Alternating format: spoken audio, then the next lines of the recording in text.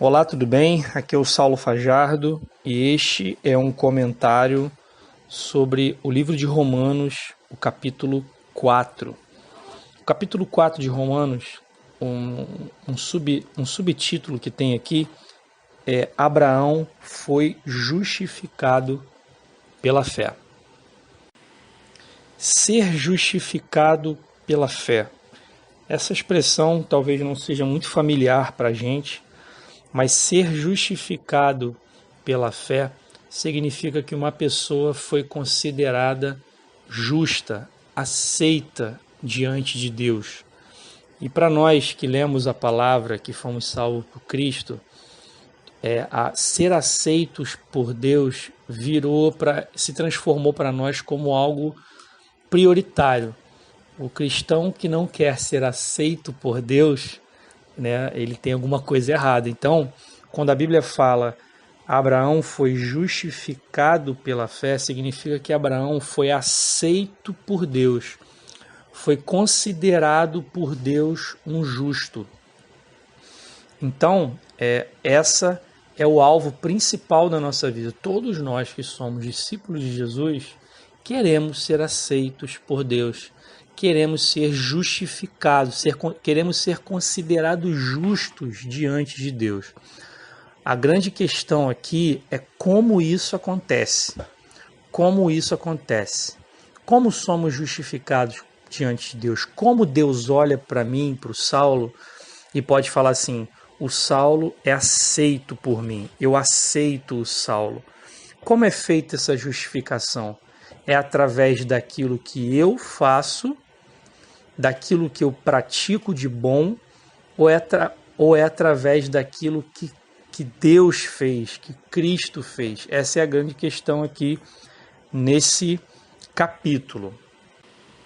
Nós, pelo fato de não estudarmos as Escrituras e pelo fato de uma herança familiar e religiosa, toda religião ela é voltada naquilo que o homem tem que fazer. Toda religião é voltada nas atitudes, na oferta que o homem traz diante da divindade para que ele seja aceito. O pensamento religioso é esse. O que eu preciso fazer para ser aceito pela divindade? Esse é um pensamento religioso padrão. A religião é voltada para aquilo que o homem precisa fazer, seja por um conjunto de regras, seja por sacrifício de animais, ele precisa algo para que a divindade o aceite. Esse é o pensamento religioso. E esse pensamento, se a gente não estudar a palavra de Deus, principalmente o livro de Romanos, a gente fica preso a esse pensamento dentro da igreja. A gente fica com esse conceito errado dentro da gente, dentro da igreja. Porque, infelizmente, não é ensinado nos púlpitos a justificação pela fé. Infelizmente, nos nossos púlpitos cristãos, ainda é ensinado, por questões de manipulação dos líderes, o temor, o medo. Ainda é manipulado as emoções da pessoa com culpa. Então, aonde nos púlpitos, teria que estar sendo liberado a verdade do Evangelho, que é a justificação, que é ser aceito diante de Deus pela fé e não por aquilo que eu faço, está sendo pregado exatamente o contrário. Então, é muito importante que a gente comece a fazer algumas perguntas para nós mesmos. Se não houver um nível, porque a palavra de Deus é algo muito profundo, ela não fala de coisas externas. A palavra de Deus ela fala de profundidade, de interior. E o livro de Romanos ele fala disso, das motivações corrompidas, pecaminosas do homem. Então, o livro de Romanos, a gente viu lá no capítulo 2 que Paulo confronta os judeus. Poxa, vocês ensinam coisas externas. Vocês ensinam que não se deve roubar, mas vocês roubam. E aí a gente pode pensar, poxa, mas será que um judeu, um líder judeu, ele roubava? Tem um comentário do Moody, tem um comentário do grande avivalista Moody que ele fala, o que Paulo estava falando? Que muitas vezes que a maldade habitava dentro das pessoas. Ou seja, às vezes o líder lá ensinava que não devia roubar, mas dentro do coração dele, ele cobiçava aquilo que não era dele. Ele só não tinha coragem de praticar externamente. Muitos não tinham coragem de praticar, mas dentro do coração dele havia roubo. Ou seja, por que havia isso? Por causa do pecado que habitava dentro de nós. As nossas motivações são corrompidas.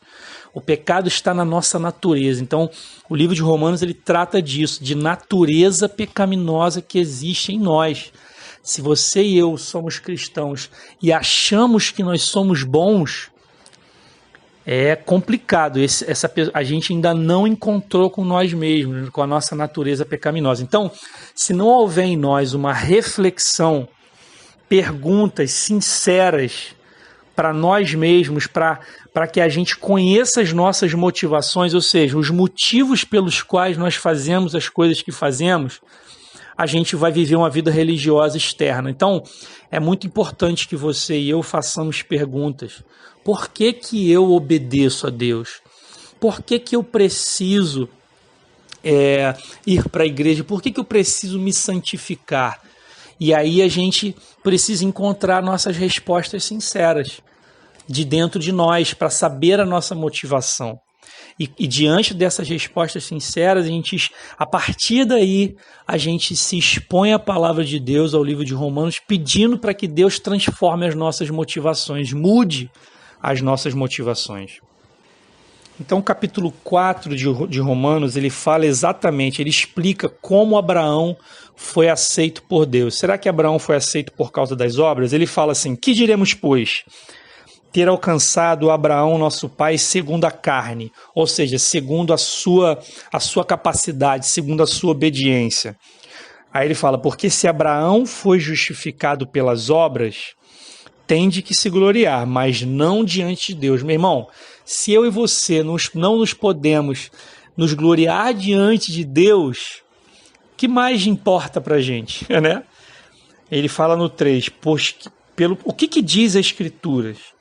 Creu Abraão a Deus, e isso lhe foi imputado como justiça. Creu Abraão a Deus, e isso lhe foi imputado como justiça. Ou seja, o fato de Abraão ter crido, o fato de Abraão ter tido fé no que Deus falou para ele, ter conhecido a Deus e ter confiado naquilo que Deus falou para ele. Essa atitude de Abraão, crer em algo externo a ele, que não fazia parte dele, essa atitude de crer, Deus aceitou Abraão por causa disso, e não pelo que ele fazia. Isso é muito importante que a gente entenda. A palavra imputar, quando diz ali que creu Abraão em Deus, e isso foi-lhe imputado como justiça, significa contar, computar, calcular, passar para a conta de alguém, acrescentar. Esse é o significado da palavra imputar. Ou seja, quando Abraão creu em Deus, foi acrescentado à vida de Abraão a justiça. E no versículo 4 do capítulo 4, Paulo resume o que significa ser justificado pela fé. Olha o que ele fala. Ora, ao que trabalha, não se lhe conta a recompensa como dádiva. Qual é a recompensa de quem trabalha? É o salário. Então, se eu trabalho, o meu salário não é um presente. É sim uma dívida. Quando eu trabalho no final do mês, a empresa tem uma dívida comigo. Então, é muito importante que a gente entenda isso. Ora, ao que trabalha não se lhe conta como a recompensa não se conta como dádiva, mas sim como dívida. Porém, ao que não trabalha, mas crê naquele que justifica o ímpio, ou seja, mas crê naquele que justifica o ímpio, a sua fé lhe é contada como justiça. Então, ele trabalha em nós, Paulo trabalha aqui um pensamento que existe em nós. Qual é o pensamento que existia nos judeus pelo fato de interpretar a lei erroneamente por causa do pecado. O que o judeu, a pessoa, a nossa sociedade que tem essa questão da meritocracia, qual é o pensamento? Eu faço, então eu mereço. Você tem uma dívida comigo. Então o que ele está falando aqui? Será que o homem, nós, pelo fato de fazermos, Deus tem uma dívida com a gente? Não. Não é assim que funcionam as coisas com Deus. Deus não tem dívida nenhuma conosco. Mas o que não trabalha... Olha, irmãos, o Evangelho é uma dádiva e um presente. Não é meritocracia. O Evangelho, ou seja, a justificação de Deus, o acesso à vida eterna. Então, se nós achamos que podemos chegar diante de Deus para cobrar alguma coisa pelo que nós fazemos, qual foi a dívida então que Jesus pagou na cruz? Para que foi necessário que Deus, essa atitude mais importante de toda a face da terra, de entregar o seu próprio filho para ser morto, humilhado, qual foi, para que dívida é essa então que Deus precisou pagar? Se eu tenho direito para... Não, a justificação, ela não tem nenhuma base naquilo que eu posso cobrar a Deus. Eu não posso cobrar a Deus de nada. Deus, quando olha para mim, ele olha através da justiça feita com Cristo. Ele olha para mim através de Cristo, através da perfeição de Cristo na cruz. Cristo foi perfeito no nosso lugar. Cristo pagou e ele obedeceu toda a lei e nele não havia pecado. Ele é o último Adão, ou seja, em Cristo nasce uma nova natureza de pessoa. Em Cristo nasce a nova criação. E eu, quando olho para Deus, eu olho através de Cristo, através desse ato de graça, de bondade de Deus, que foi entregar o seu próprio filho para pagar a nossa dívida, para que a gente fosse aceito por ele. Então ninguém pode se gloriar diante de Deus por aquilo que ele faz. Ninguém pode chegar diante de Deus bater no peito e falar assim, ó, você tem que fazer isso porque eu fiz isso. Não, ninguém tem esse direito. Quando diz que Abraão creu em Deus, isso lhe foi imputado como justiça, como quando Paulo fala isso, ele está se referindo a Gênesis 15, 6, que diz, ele creu no Senhor e isso lhe foi imputado como justiça. Antes, em Gênesis 15, 5, um versículo antes diz assim, então Deus conduziu Abraão para fora e disse, olha para os céus e conta as estrelas, se é que o podes. Ele disse, assim será a tua posteridade. Aí diz, ele creu no Senhor e isso lhe foi imputado como justiça. Ou seja, Deus chama Abraão, ou seja, não foi Abraão que foi para Deus, sempre é uma ação externa. O Evangelho, toda a história de Deus com a humanidade é sempre Deus indo até o homem. É uma ação externa, nunca uma ação do homem para Deus. Nunca. A ação primária do Evangelho é Deus indo em favor do homem. Ou seja, Deus foi até Abraão. Deus foi. Por quê? Por que Deus escolheu Abraão? Sei lá, meu irmão, a Bíblia não diz. Mas Deus foi até Abraão, chamou Abraão para andar com ele e fez uma promessa. Olha para o céu, imagina um céu estrelado, irmãos. Imagina o céu numa estrada escura, aquele céu lotado de estrelas. É aquele céu que Abraão viu, porque naquela época não existiam prédios que ofuscam o céu. E Deus fala, olha para o céu, essa vai ser a sua posteridade. Ou seja, a posteridade de Abraão somos eu e você. A fé veio Abraão é considerado o pai da fé. Abraão olhou para aquilo e falou, caramba, eu não consigo ter uma posteridade dessa por mim mesmo, mas esse Deus que está me chamando para andar com ele, está falando que vai me fazer isso, eu vou acreditar, eu vou crer e vou confiar nele. E essa confiança de Abraão não era uma atitude, foi uma vida de conhecer a Deus. quando a gente fala que a gente crê em Deus, a fé não é uma simples confiança, a fé é conhecimento. Como é que eu vou confiar que alguém vai confiar em alguém se eu não conheço essa pessoa? Então, a fé, ela é conhecimento. Quanto mais eu conheço Deus e o seu caráter, mais eu vou confiar que ele vai cumprir a promessa dele na minha vida. E isso cada vez mais vai ser creditado em mim como justiça.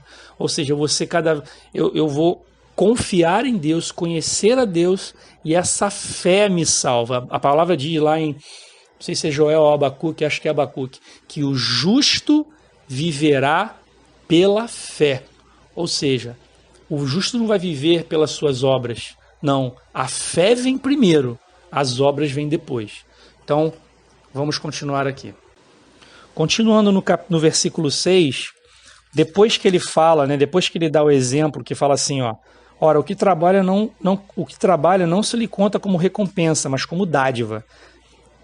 Perdão, ora, o que trabalha, o seu salário não é uma dádiva, é uma dívida. Porém, o que não trabalha, mas crê naquele que justifica o ímpio, a sua fé é contada como justiça.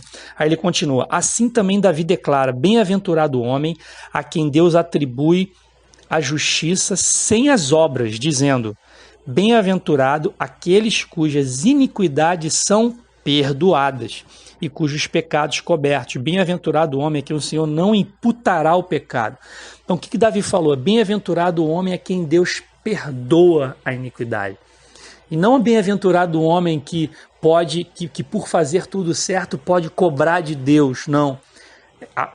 Davi fala, bem-aventurado o homem a quem Deus perdoa, ou seja, uma ação de Deus, perdão.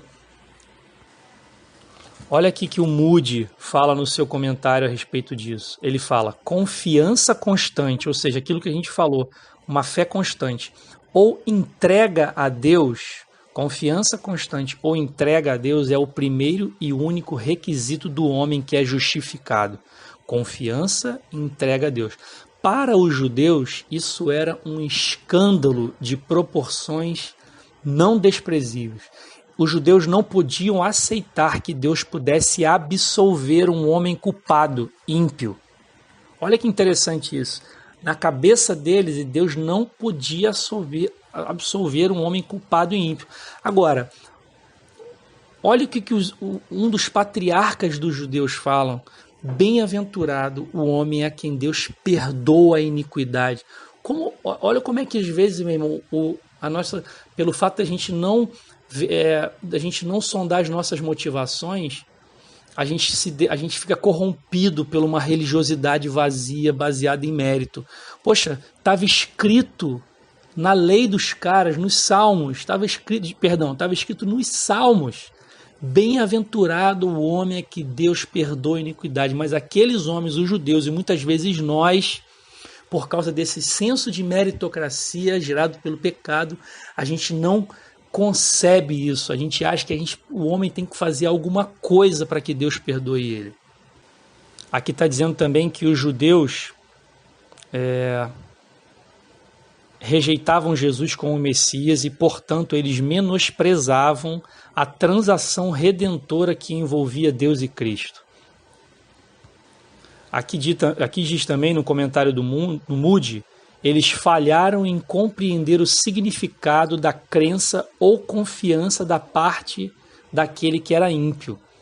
Tal confiança mostra que o homem já não é mais um indivíduo sem Deus, mas antes uma pessoa que se entregou a tudo o que Deus é, a tudo o que Deus fez e a tudo o que Deus fará. Essa é a nossa condição.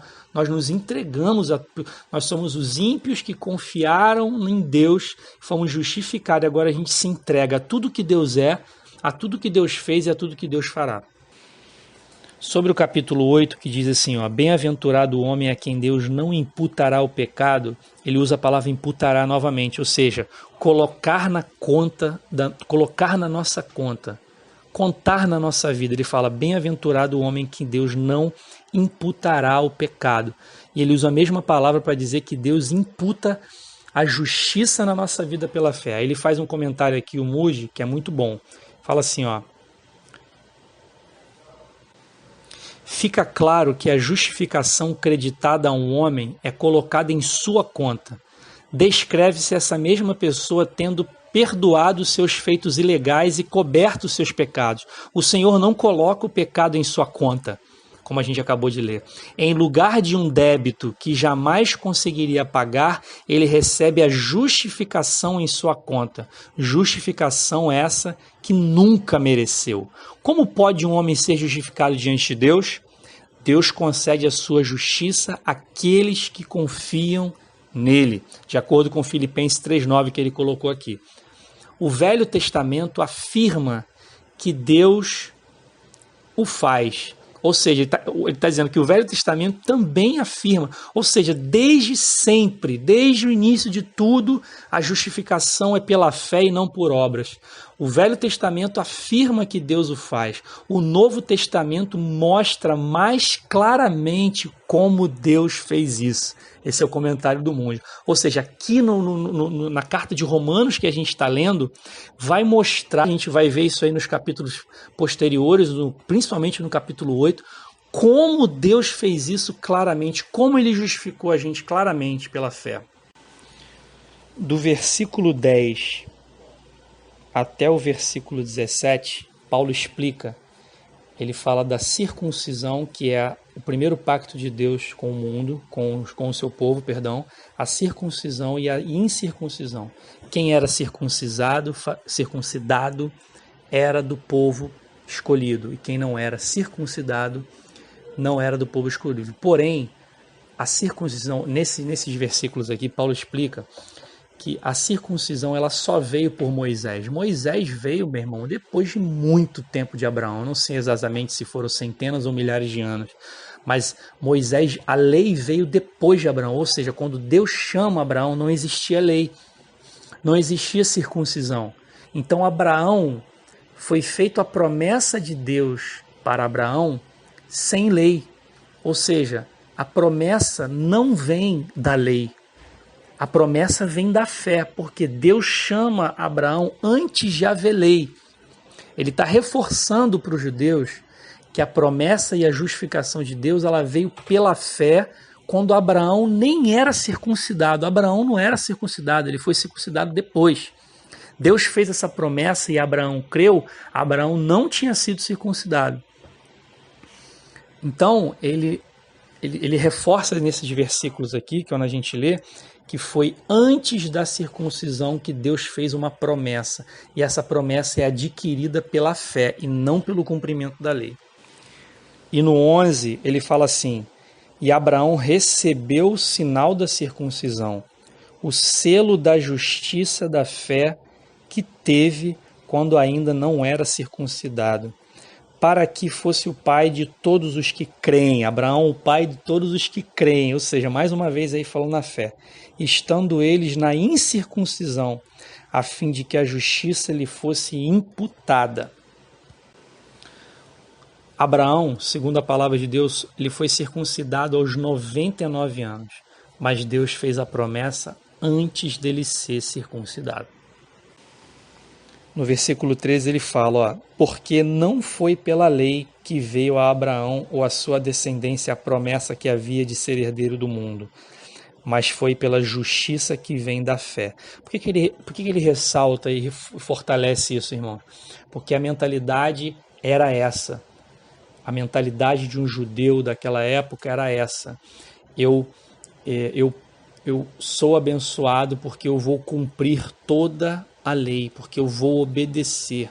Então ele achava que ele poderia chegar diante de Deus e cobrar a Deus as bênçãos de Deus. Ele achava que por ser um povo escolhido, ele tinha direito às bênçãos. E não era isso, né? Isso lembra da gente daquela parábola que Jesus fala do fariseu que vai orar no templo e do publicano. O fariseu se gloriando na sua oração porque fazia tudo que era certo, se gloriando dizendo que não era igual aos outros. Ou seja, esse pensamento religioso faz a gente se comparar com o outro, faz a gente olhar para o nosso próximo sem misericórdia, faz a gente olhar para o nosso próximo e julgar aquela pessoa porque a gente faz o que é bom.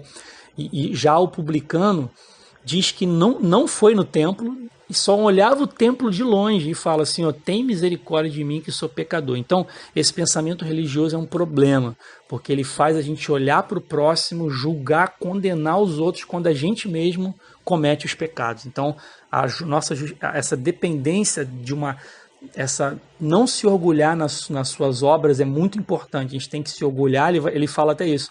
A gente tem que se orgulhar em Deus. A gente tem que se gloriar em Deus, não no que a gente faz. E eu quero terminar essa reflexão lendo do 18 até o 25, que eu termino. Eu não vou fazer mais nenhum comentário, que eu acho que é bem claro. Diz assim: Abraão creu em esperança contra a esperança, para que se tornasse pai de muitas nações, conforme o que fora dito, assim será a sua descendência. E sem enfraquecer na fé, olha isso, olha os ensinos aqui, sem enfraquecer na fé, considerou o seu próprio corpo já amortecido, pois tinha quase 100 anos, e o amortecimento do ventre de Sara, contudo, à vista da promessa de Deus, não vacilou por incredulidade. Aqui diz o seguinte: nessa parte o leitor vê o Deus em que Abraão creu. Moody fala isso. Também a gente fica sabendo dos obstáculos e dificuldades que Abraão venceu por causa de sua firme confiança. Ambos, Abraão e o cristão, olha que legal, né? Nós e Abraão partilham da mesma convicção: Deus dá vida aos mortos. 1 ano antes de Isaac nascer, Deus reapareceu a Abraão, reenfatizando a sua aliança com ele, dizendo que seria pai de muitas nações. Ou seja, Deus foi lá e reafirmou e mudou o seu nome de Abrão para Abraão. O apóstolo cita a frase: por pais de muitas nações te constituí. Paulo descreve Abraão no momento em que esta declaração foi feita, perante aquele Deus no qual creu. Então, continuando aqui no 21. E estando certíssimo de que Deus o tinha prometido, também era poderoso para fazer. Ou seja, Deus reafirmou para Abraão, apareceu para Abraão mais vezes para reafirmar a sua aliança. E Abraão, por causa disso, creu certíssimo. E ele não vacilou por incredulidade, mas foi fortalecido na fé. Então a nossa fé, cada vez que a gente se mergulha nessa fé, nós somos fortalecidos. A gente precisa dedicar tempo, irmãos. Esse é o grande lance da palavra de Deus. O quanto mais a gente dedica tempo nas coisas de Deus, mais fortalecido a gente vai ser. Estando 22, pelo que também isso lhe foi imputado como justiça. Ou seja, Deus continuou acreditando justiça na vida dele. Ora, não é só por causa dele que está escrito que lhe foi imputado, mas também por causa de nós, a quem há de ser imputado, a nós, os que cremos naquele que dos mortos ressuscitou, a Jesus nosso Senhor, o qual foi entregue por causa das nossas transgressões e ressuscitado para a nossa justificação. Ele finaliza o capítulo.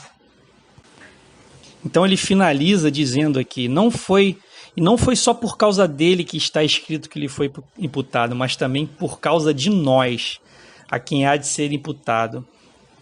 Nós, os que cremos naquele que do mortos ressuscitou a nosso Senhor Jesus, o qual foi entregue por causa das nossas transgressões e ressuscitado para a nossa justificação. Ou seja, não ficou só em Abraão, irmão.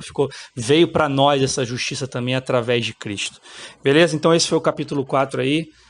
Deus nos abençoe.